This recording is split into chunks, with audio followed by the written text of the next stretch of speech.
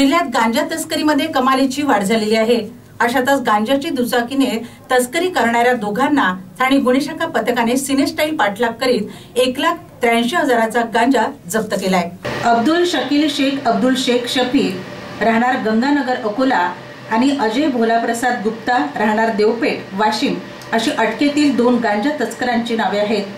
13 मेच्या सायंकाळी स्थानिक गुन्हे शाखेचे पोलीस पथक नेहमीप्रमाणे पुसद शहरात गस्तीवर होते। दरम्यान त्यांना वाशिमकडून दुचाकीने 2 तस्कर गांजाची खेप घेऊन येत असल्याची गोपनीय माहिती मिळाली।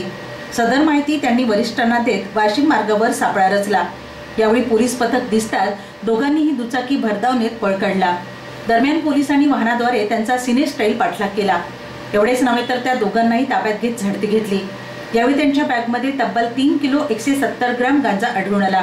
त्यानंतर पोलिसांनी गांजा, दुचाकी, त्यांच्याकडील 2 मोबाईल असा एकूण 1,83,000 रुपयांचा मुद्देमाल जप्त केलाय। तसेच त्या दोघांना मुद्देमालासह खंडाळा पोलिसांच्या स्वाधीन करण्यात आले। दोघांविरुद्ध रीतसर तक्रार दाखल करण्यात आली। त्यावरून दोघांवर विविध कलमान्वये गुन्हा दाखल करण्यात आला। ही कारवाई जिल्हा पोलीस अधीक्षक कुमार चिंता, अपर पोलीस अधीक्षक पियुष जगताप, ठाणे गुन्हे शाखेचे पोलीस निरीक्षक सतीश चौरे यांच्या मार्गदर्शनात एपीआय गजानन गजभारे, फौजदार शरद लोहकरे, जमादार संतोष भोरगे, तेजा प्रणखाम, सुभाष जाधव, कुणाल मुंडूकार, रमेश राठोड, सुनील पंडागळे, रवींद्र श्रीरामे, राजेश जाधव आदींनी केली।